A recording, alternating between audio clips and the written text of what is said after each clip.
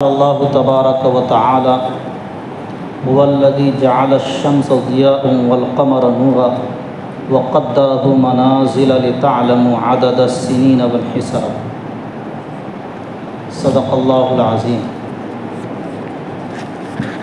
بزرگان محترم،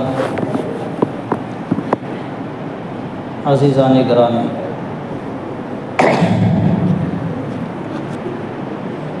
یہ محرم الحرام کا مہینہ ہے اور اسلامی کیلنڈر کا یہ پہلا مہینہ ہے۔ یہاں سے اسلامی کیلنڈر کے مہینوں کی ابتدا ہوتی ہے۔ جب ہم اسلامی مہینوں کو شمار کرتے ہیں، گنتے ہیں، تو سب سے پہلے محرم الحرام کا نام لیتے ہیں۔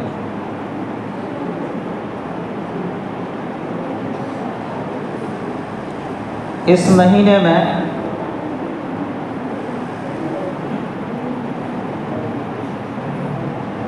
تاریخ میں بہت سارے واقعات پیش آئے ہیں۔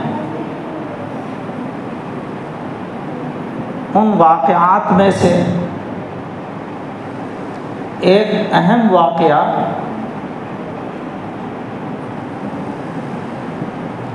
اسلامی تاریخ میں ایک اہم واقعہ حضرت سیدنا حسین رضی اللہ تعالیٰ عنہ کی شہادت ہے، جن کی شہادت ہجری تاریخ کے لحاظ سے سن 60 ہجری میں ہوئی۔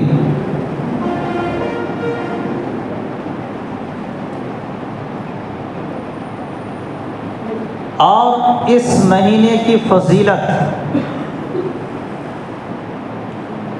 حضرت نبی کریم صلی اللہ علیہ وسلم نے اس وقت بھی بیان فرمائی جب آپ علیہ الصلاۃ والسلام مکے میں تھے، اور اس وقت بھی جب آپ علیہ الصلاۃ والسلام مدینہ طیبہ ہجرت کر کے تشریف لے آئے تھے۔ 10 محرم الحرام کی تعظیم اور اس کی حرمت کفار مکہ بھی کیا کرتے تھے، اور 10 محرم الحرام کی تعظیم اور اس کا احترام اور اس دن روزے مدینے میں یہود بھی رکھا کرتے تھے۔ جب نبی علیہ الصلاۃ والسلام ہجرت کر کے مدینے تشریف لائے تو آپ علیہ الصلاۃ والسلام نے یہ دیکھا کہ 10 محرم الحرام کو مدینے کے یہود روزہ رکھتے ہیں، تو ان سے پوچھا گیا کہ آپ لوگ اس دن روزے کیوں رکھتے ہیں؟ تو ان لوگوں نے کہا کہ یہ وہ دن ہے جس دن اللہ تعالیٰ نے بنی اسرائیل کو فرعون کے ظلم اور اس کے تشدد سے نجات دی تھی۔ یہ وہ دن ہے جس دن اللہ تعالیٰ نے فرعون کو بحر احمر میں غرق کیا تھا۔ اس لیے ہم اس دن کا روزہ رکھتے ہیں اور اس دن کا خیال کرتے ہیں، اس دن کا احترام کرتے ہیں۔ نبی علیہ الصلاۃ والسلام نے فرمایا کہ ہم اپنے بھائی حضرت موسیٰ علیہ السلام کے دین کی موسیٰ علیہ السلام کی اس خوشی میں شریک ہونے اور اس کے احترام کے ہم زیادہ حقدار ہیں۔ اس دن سے نبی علیہ السلام نے عاشورہ کا 10 محرم الحرام کا روزہ رکھا، اور صحابہ کرام نے بھی آپ علیہ السلام کی اتباع میں 10 محرم الحرام کا روزہ رکھا۔ البتہ آپ علیہ السلام وفات سے 1 سال پہلے یہ بھی ارشاد فرمایا کہ ہماری مشابہت یہودیوں سے ہو جاتی ہے، لہٰذا اگر اگلے سال اللہ نے موقع دیا تو ہم ایک دن اضافہ کر کے 9 ذی الحجہ کا بھی روزہ رکھیں گے، یعنی کہ یہودیوں کی مخالفت میں ایک دن یا تو پہلے رکھ لیا جائے یا ایک دن بعد میں رکھ لیا جائے۔ میں یہ کہنا چاہ رہا تھا کہ جب نبی علیہ الصلوۃ والسلام مکے میں تھے اس وقت بھی 10 محرم الحرام کا خیال کرتے تھے، اور جب مدینے تشریف لائے تو اس وقت بھی 10 محرم الحرام کے روزے رکھتے تھے۔ اور حضرت سیدنا حسین رضی اللہ تعالیٰ عنہ کی شہادت آپ علیہ الصلوۃ والسلام کی وفات کے کل 50 سال کے بعد ہوئی۔ آپ علیہ السلام حضرت سیدنا امام حسین رضی اللہ تعالیٰ عنہ کی شہادت ہوئی ہے سن 60 ہجری میں، اور آپ علیہ الصلوۃ والسلام کی وفات ہوئی ہے سن 10 ہجری میں، اور امام حضرت حسین رضی اللہ تعالیٰ عنہ کی جو شہادت ہوئی ہے سن 60 ہجری میں۔ تو معلوم ہوا کہ آپ کی وفات اور آپ کے نواسہ حضرت حسین رضی اللہ تعالیٰ عنہ کی شہادت کے درمیان کل 50 سال کا فاصلہ ہے۔ اس لیے 10 محرم الحرام کی فضیلت کا تعلق حضرت حسین رضی اللہ تعالیٰ عنہ کی شہادت سے نہیں ہے، اس لیے کہ شہادت تو بعد میں ہوئی ہے۔ آپ علیہ الصلوۃ والسلام نے اس کی فضیلت اس وقت بیان فرما دی تھی جب آپ علیہ الصلوۃ والسلام اس دنیا میں حیات تھے۔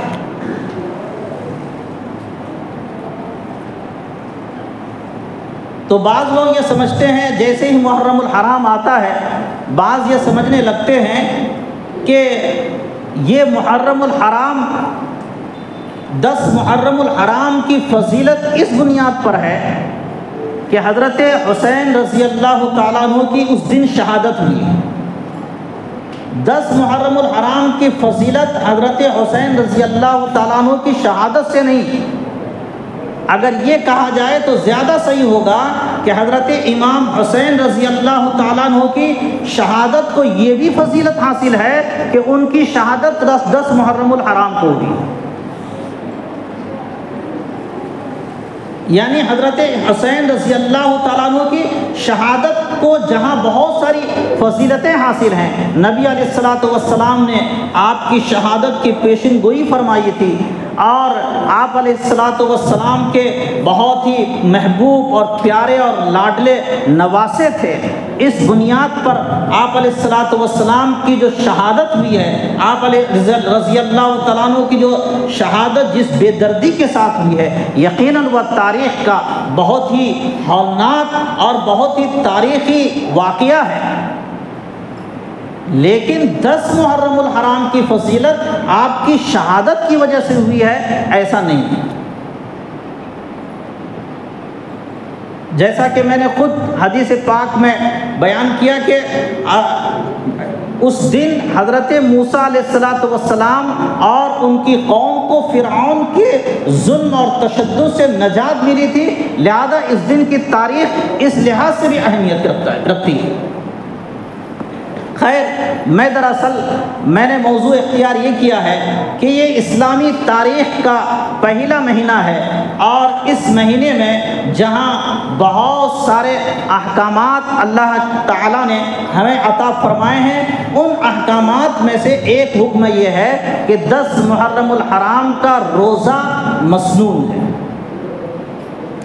مستحب ہے۔ ان احکامات میں سے ایک حکم یہاں یہ بھی ہے کہ اسلامی تاریخ کا، اسلامی کیلنڈر کی ابتدا یہاں سے ہوتی ہے، اور یہ جو کیلنڈر ہے، کیلنڈر کا ایک انسانی ضرورت ہے۔ اس انسانی ضرورت کے تحت اللہ تعالیٰ نے اس دنیا میں بہت سارے کیلنڈرز برپا کیے ہیں لوگوں کے ذریعے سے، انسانوں کے ذریعے سے، اور انسان نے اپنے اپنے لحاظ سے بہت سارے کیلنڈر دنیا میں برپا کر دیے ہیں، پیدا کیے ہیں۔ لیکن اللہ تعالیٰ کے نزدیک اور اسلام کے نزدیک جو پسندیدہ کیلنڈر ہے اور وہ ہے اسلامی کیلنڈر۔ اس کیلنڈر کا مدار چاند پر ہے، ورنہ دیگر جو کیلنڈر ہیں ان کا مدار الگ الگ چیزوں پر ہے۔ جیسے عیسوی تاریخ کے جو کیلنڈر چلتا ہے، جو تقویم چلتی ہے، اس کیلنڈر کا مدار سورج پر ہے۔ سال میں سورج ایک مرتبہ اپنی گردش پوری کرتا ہے، تو اس لحاظ سے یہ کیلنڈر تیار کیا گیا ہے۔ ہندوستان میں بھی ہندی کیلنڈر چلتا ہے، غیر مسلم کے یہاں ایک الگ کیلنڈر چلتا ہے۔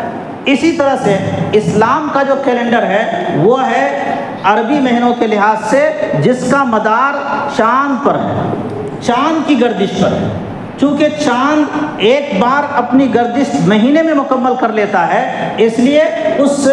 پر اس کا مدار رکھا گیا ہے۔ اور قرآن پاک میں بھی متعدد آیات میں چاند کے تاریخ کا اشارہ ملتا ہے، جیسے کہ قرآن پاک کی میں نے سورہ یونس کی بھی تلاوت کی تھی، وَالَّذِي جَعَلَ الشَّمْسَ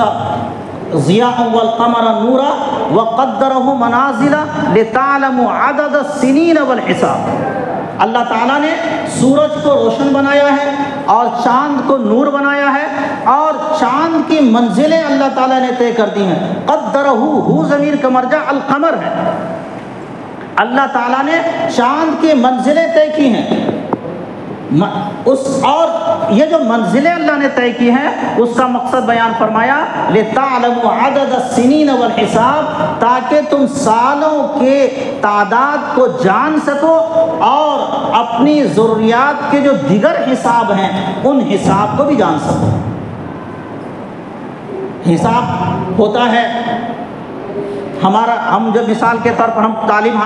تعلیمی ہمارے مہینے کی ابتدا ہوتی ہے، ہماری ایام کی حاضری ہوتی ہے، ہم حاضری بھرتے ہیں۔ فلاں طالب علم ربیع الاول میں ایک دن، دوسری دن، تیسرے دن، چوتھے دن، پانچویں، چھٹی، ساتویں تاریخ کو طالب علم حاضر تھا یا نہیں تھا، کتنے دن حاضر تھا اور کتنے دن حاضر نہیں تھا۔ یہ حساب جاننے کا طریقہ کس سے معلوم ہوا؟ لِتَعْلَمُوا عَدَدَ السِّنِينَ وَالْحِسَابَ۔ اسی طرح سے قرآن سورہ بقرہ میں کفار مکہ نے یا کسی نے نبی علیہ الصلوۃ والسلام سے سوال کیا تھا، یسألونک عن الاہلہ، یہودیوں نے غالباً سوال کیا تھا کہ وہ چاند جو کبھی باریک ہوتا ہے اور کبھی موٹا ہو جاتا ہے، اس کی وجہ کیا ہے؟ یسألونک عن الاہلہ، وہ آپ سے چاند کے بارے میں سوال کرتے ہیں، آپ کہہ دیجئے قل ہی مواقیت للناس والحج، یہ لوگوں کے لیے میقات، اوقات کو جاننے کا آلہ ہے اور حج کی بھی تاریخ جاننے کا آلہ ہے۔ یہ آلہ شناخت ہے، یہ جاننے اور پہچاننے کا ذریعہ ہے لوگوں کے لیے بھی۔ عام معمولات کو جاننے کا طریقہ ہے کہ کس دن کون سا کام کیا تھا اور اب اس کے ایام کتنے دن ہو گئے ہیں، اور ان تمام تاریخوں کے جاننے کا آلہ ہے۔ یہ تو عام دنیاوی معاملات کو بھی جاننے کا آلہ ہے، اور پھر خاص طور پر دینی معاملات کو بھی جاننے کا آلہ ہے، اور دینی معاملات میں خاص طور پر حج جیسے اہم عبادت کو کی تاریخ کو جاننے کا آلہ ہے۔ تو اللہ تعالیٰ نے جس کیلنڈر کا مدار چاند پر رکھا ہے اس کی طرف اشارہ قرآن پاک میں مختلف آیتوں میں فرما دیا ہے۔ اور یہ جو عربی مہینے بولتے ہیں ہم، محرم الحرام، صفر المظفر، ربیع الاول، ربیع الثانی، جمادی الاولیٰ، جمادی الثانیہ، رجب المرجب، شعبان المعظم، رمضان المبارک، شوال المکرم، ذوالقعدہ، ذی الحجہ، یہ جو ہم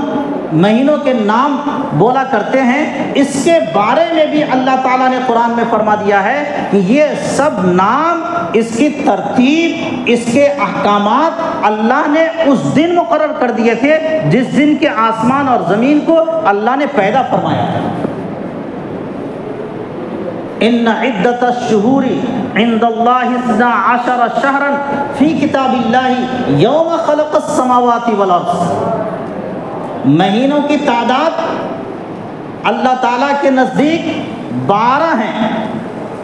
اور یہ فی کتاب اللہ احکام شرعیہ میں 12 مہینوں کی تعداد ہے، اور یہ تعداد اللہ تعالیٰ نے یہ مقرر کر دیے ہیں اس دن یوم خلق السماوات والارض، جس دن اللہ تعالیٰ نے آسمان اور زمین کو پیدا کر دیا ہے۔ منہا اربعۃ حرم، ان مہینوں میں 4 مہینے ایسے ہیں جو زیادہ قابل احترام ہیں، وہ قابل احترام مہینے 4 ہیں: محرم الحرام، شوال، ذی قعدہ، ذی الحجہ اور محرم الحرام، اور چوتھا مہینہ رجب المرجب۔ یہ 4 مہینے اللہ تعالیٰ نے قابل احترام بنائے ہیں، لیکن اللہ تعالیٰ نے اس آیت میں یہ بھی بیان فرمایا کہ اللہ نے یہ نام اور ان مہینوں کی ترتیب اس دن طے کر دیا تھا جس دن کہ اللہ نے آسمان اور زمین کو پیدا کیا، یوم خلق السماوات والارض۔ اور پھر یہ بھی فرمایا فلا تظلموا فیہن انفسکم، کہ ان مہینوں کی ترتیب کو الٹ کر، بدل کر، اور ان مہینوں کو آگے پیچھے کر کے اپنے اوپر ظلم مت کرو۔ اصل میں عرب کفار قریش بھی ان 4 مہینوں کا احترام کیا کرتے تھے، اور ان 4 مہینوں میں جنگ و جدال نہیں کیا کرتے تھے، لیکن وہ لوگ ایک تدبیر ان لوگوں نے نکال لی تھی کہ جب ان کو ضرورت ہوتی تھی کہ ان 4 مہینوں میں سے کسی ایک مہینے میں جنگ کرنے کی، تو وہ لوگ مہینوں کو الٹ پلٹ دیتے تھے۔ مثلا کبھی محرم الحرام میں ان کو جنگ کرنے کی ضرورت پڑی تو وہ کہتے تھے کہ چلو اس مہینے کو محرم کے بجائے اس مہینے کو صفر مان لیا جائے، اور جب ہم صفر مان لیں گے تو پھر ہم اس مہینے میں جنگ کر لیں گے، اور اگلا مہینہ جو صفر آ رہا ہے اس کو ہم محرم الحرام مان لیں گے اور اس میں ہم جنگ نہیں کریں گے۔ گویا کہ مہینوں میں یہ لوگ تبدیل کر دیا کرتے تھے، اور اس کی وجہ سے آپ زمانہ جاہلیت میں مہینوں کی ترتیب اتنی زیادہ الٹ پلٹ گئی تھی، اتنی زیادہ تبدیل ہو گئی تھی کہ کون سا مہینہ ربیع الاول ہے یہ پتہ نہیں چلتا تھا۔ حج ذی الحجہ ہی میں ہو رہا ہے کچھ معلوم نہیں، کیوں؟ اس لیے کہ مہینوں کی جو حساب کو اتنا گڑبڑ کر دیا تھا کہ ربیع الاول کبھی محرم میں آ رہا تھا، اور محرم کبھی جمادی الاولیٰ میں آ رہا تھا، اور کبھی جمادی الاولیٰ جو رمضان میں آ رہا تھا، اور کبھی رمضان جو ذی الحجہ میں آ رہا تھا۔ اتنی زیادہ ان لوگوں نے تبدیل کر دیا تھا۔ سن 9 ہجری میں جب نبی علیہ الصلوۃ والسلام نے جب آپ صلی اللہ علیہ وسلم اور کفار مکہ میں، اور بلکہ مکہ فتح ہو چکا تھا، اور اس وقت نبی علیہ الصلوۃ والسلام کے صحابہ کرام کی ایک بڑی تعداد حج کرنے کے لیے گئی تھی۔ اس وقت آپ علیہ الصلوۃ والسلام اس حج میں تشریف نہیں لے گئے تھے، بلکہ امیر الحج حضرت ابو بکر رضی اللہ تعالیٰ عنہ کو بنا کر بھیجا تھا۔ بعض علماء نے یہاں وجہ یہ بیان کی تھی کہ اس نسی کی وجہ سے یہ جو مہینوں میں تبدیل کر دیا کرتے تھے، محرم کو ربیع الاول کو سفر کو جمادی الاولیٰ کو رمضان کو شوال، یہ جو تبدیل کیا کرتے تھے، اس تبدیلی کی وجہ سے اس سال حج کا جو زمانہ ہے اس میں کچھ تبدیلی آ رہی تھی۔ اس لیے آپ علیہ الصلوۃ والسلام نے صحابہ کرام کو اور حضرت ابو بکر رضی اللہ تعالیٰ عنہ کی عمارت میں صحابہ کو بھیجا، اور آپ اس مہینے میں تشریف نہیں لے گئے حج کرنے کے لیے۔ لیکن جب دوسرا مہینہ آیا، دوسرا سال آیا، اور ذی الحجہ کا دوسرا سال آیا، اس وقت آپ علیہ الصلوۃ والسلام نے جب حج فرمایا ہے، اور بنفس نفیس خود آپ علیہ الصلوۃ والسلام شریک ہوئے ہیں، اور وہ حجۃ الوداع کا سال کہلاتا ہے، اور وہ حج حجۃ الوداع کہلاتا ہے۔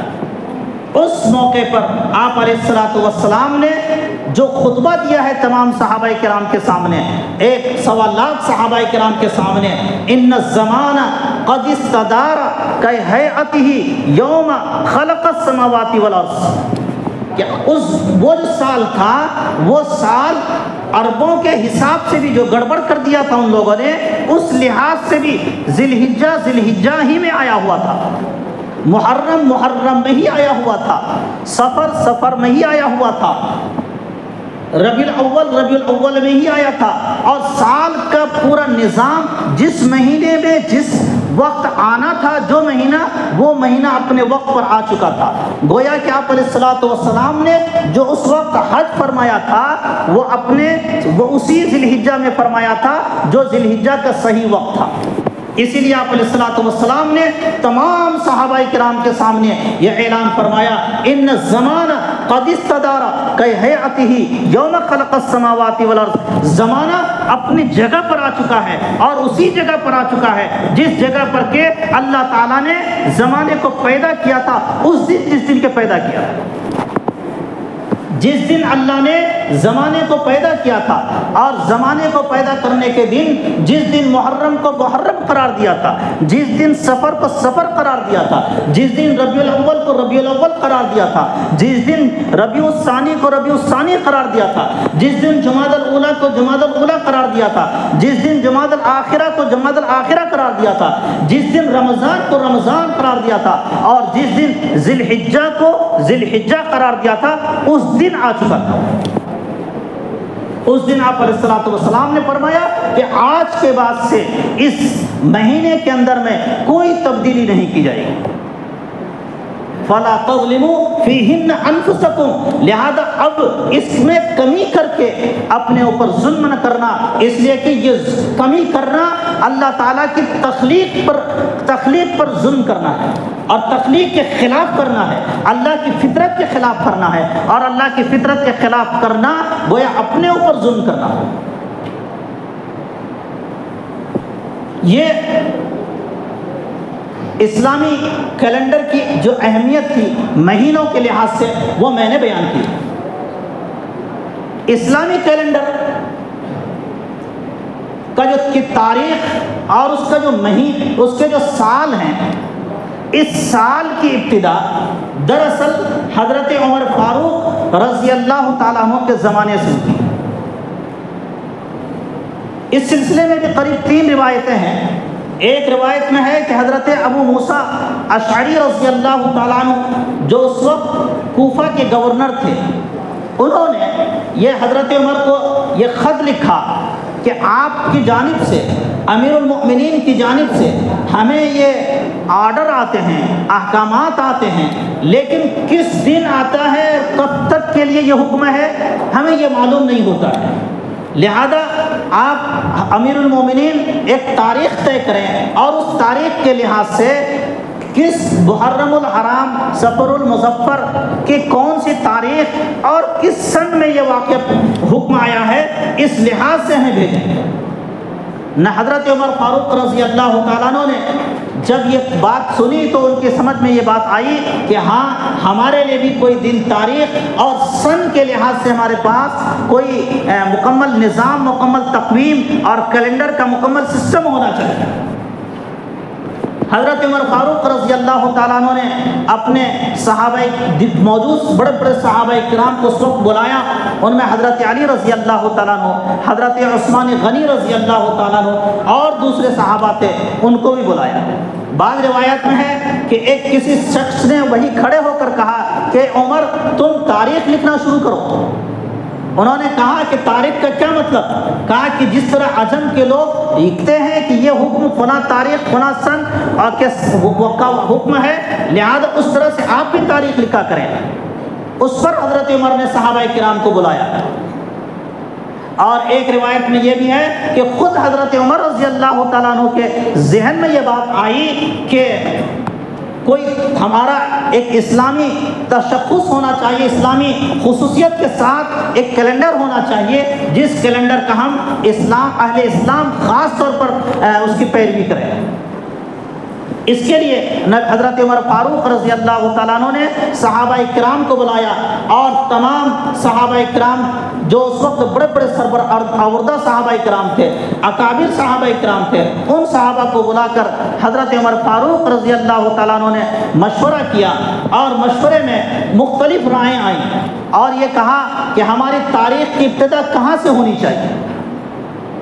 بعض صحابہ کرام نے کہا کہ ہماری تاریخ کی ابتدا نبی علیہ السلام کی وفات سے، پیدائش سے ہونی چاہیے۔ حضرت عمر رضی اللہ تعالیٰ عنہ نے فرمایا کہ اگر ہم نبی علیہ السلام کی پیدائش اور آپ کی ولادت سے اگر ہم تاریخ کی ابتدا کرتے ہیں تو یہ عیسائیوں سے مشابہت ہو جاتی ہے، اس لیے کہ عیسائی جو تاریخ لکھتے ہیں، عیسوی جو تاریخ لکھتے ہیں، یہ المیلاد العیسوی، حضرت عیسیٰ کے میلاد کے اعتبار سے، ان کی پیدائش کے اعتبار سے ان کی مشابہت ہو جاتی ہے، ہمیں دوسری قوم کی مشابہت نہیں کرنا چاہیے۔ کسی نے کہا کہ اسلامی تاریخ کی ابتدا نبوت، جس دن نبی علیہ السلام کو نبوت ملی تھی اس دن سے ہونی چاہیے۔ اس پر حضرت عمر رضی اللہ تعالیٰ عنہ نے فرمایا کہ نبوت کی جو تاریخ ہے، جس دن نبی علیہ السلام کی نبوت ملی، اس وقت کفار مکہ ظالم بنے ہوئے تھے مسلمانوں پر، مسلمان اور اسلام چھپ چھپ کر کے عمل کرتا تھا، مسلمان اسلامی قوانین پر، اسلامی شریعت پر چھپ چھپ کر عمل کرتے تھے۔ اگر یہ تاریخ غیروں کے پاس جائے گی تو لوگ اس تاریخ کی بنیاد پر لوگوں کے دلوں میں یہ آئے گا کہ وہ اسلام جس کی تاریخ مظلومیت اور مقہوریت سے شروع ہوتی ہے، لہذا ہمیں ایسی تاریخ نہیں طے کرنی چاہیے جس سے لوگوں کے دلوں میں اور دشمنان اسلام کی دلوں میں اسلام کی مظلومیت اور مقہوریت کی چھاپ پڑے۔ لہذا ایسی تاریخ ہونی چاہیے جس سے اسلام کا غلبہ اور اسلام کی سطوت اور اسلام کے ظہور کا عکس نظر آئے اس میں۔ تو کسی نے کہا کہ نبی علیہ السلام کی وفات کو تاریخ بنایا جائے، اس پر بھی حضرت عمر نے فرمایا کہ حضرت نبی علیہ السلام کی وفات جو ہے ہمارے لیے تو بہت افسوسناک اور غم کا دن ہے، ہم غم کے دن کو تاریخ اور اسلامی کیلنڈر کی ابتدا اس کو نہیں قرار دینا چاہیے ہمیں۔ اس پر حضرت علی رضی اللہ تعالیٰ عنہ نے بھی اور حضرت عمر رضی اللہ تعالیٰ عنہ نے بھی یہ کہا کہ ہماری اسلامی کیلنڈر کی ابتدا ہجرت سے ہونی چاہیے، لأن الہجرت قد فرقت بین الحق والباطل، اس لیے کہ ہجرت سے اسلام کے ظہور، اسلام کے غلبے اور اسلام کے ظہور کی وہاں سے تاریخ شروع ہوتی ہے۔ جب مسلمان مکے سے ہجرت کر کے جب مدینہ تشریف لائے، جب نبی علیہ السلام مکے سے ہجرت کر کے مدینہ تشریف لائے ہیں تو مدینہ میں ایک نئی اسلامی ریاست کی بنیاد پڑتی ہے، اور وہاں نئی اسلامی ریاست نے پوری دنیا میں اسلام کو غلبہ وہاں سے نصیب ہوتا ہے، اور اس ایک نئی اسلامی اسٹیٹ نے پوری دنیا کو اسلام کے نور سے منور کیا ہے۔ لہذا ہجرت سے چونکہ اس کی ابتدا ہوتی ہے، لہذا ہمیں یہ چاہیے کہ ہماری اسلامی تاریخ بھی ہجرت سے شروع ہو۔ لہذا نبی علیہ السلام نے 8 ہجری کو ہجرت کی تھی، اور دو مہینے 8 دن پیچھے محرم الحرام سے اس تاریخ کی اس کی ابتدا ہوتی۔ خیر، قرآن پاک میں بھی جیسا کہ میں نے شروع میں عرض کیا کہ اس تاریخ کی طرف اشارہ ملتا ہے، اور حضرات صحابہ کرام نے اجماعی طور پر اس کیلنڈر کی ابتدا کی، اور شروع زمانے سے لے کر آج تک اس کیلنڈر کی تقلید کی جاتی ہے اور اس کیلنڈر کو مانا جاتا ہے۔ اور نہ صرف یہ کہ اس کیلنڈر میں بہت سارے اسلامی احکامات بھی پوشیدہ ہیں۔ اگر ہم اس کیلنڈر کو یاد نہیں رکھیں گے تو رمضان کب آئے گا ہمیں پتہ نہیں چلے گا، اور جب رمضان کب آئے گا ہمیں پتہ نہیں چلا تو پھر ہم روزہ کس دن رکھیں گے؟ اللہ تعالیٰ کا ایک اہم ترین فریضہ رمضان کا روزہ ہم کب ادا کریں گے ہمیں یہ نہیں معلوم ہوگا۔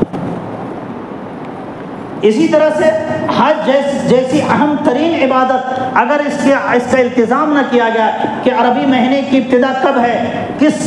طرح سے ہوئی ہے، اگر ہم اس کا التزام نہیں کریں گے تو حج جیسی عبادت کس مہینے میں آئے گی، کب آئے گی، ہمیں اس کا التزام ہمیں یہ معلوم نہیں ہو پائے گا، جس کی وجہ سے اہم عبادتیں ہم سے چھوٹ جائیں گی۔ اسی لیے علماء نے لکھا ہے، حضرت مولانا اشرف علی تھانوی رحمۃ اللہ علیہ نے بیان القرآن میں لکھا ہے کہ عربی کیلنڈر کا التزام کرنا مسلمان پر فرض کفایہ ہے۔ ہم افسوس کی بات ہمارے لیے افسوس کی بات ہے کہ ہم مسلمانوں کو انگریزی تاریخ تو معلوم ہوتی ہے، اور ایک بچہ چھوٹا بچہ جنوری اور فروری معلوم کر لیتا ہے، لیکن ہمیں اسلامی تاریخ نہیں معلوم رہتی۔ بس رمضان آتا ہے، وہ بھی حضرات علماء کرام کی قربانیاں اور ان کے التزام کی دین ہے کہ جس کی وجہ سے رمضان کے چاند کا التزام کر لیا جاتا ہے اور سب کو معلوم ہوتا ہے کہ رمضان کب آ رہا ہے یا حج کب آ رہا ہے، یہ معلوم ہوتا ہے۔ باقی مہینے کے بارے میں کب کون سا مہینہ آیا ہے ہمیں کچھ نہیں معلوم ہوتا ہے۔ اسی لیے ہمیں یہ چاہیے کہ قرآن کی یہ تعلیم ہے، احادیث کی یہ تعلیم ہے، اور کہ ہم اس مہینے کو لکھنے میں بھی اور اس تاریخ کے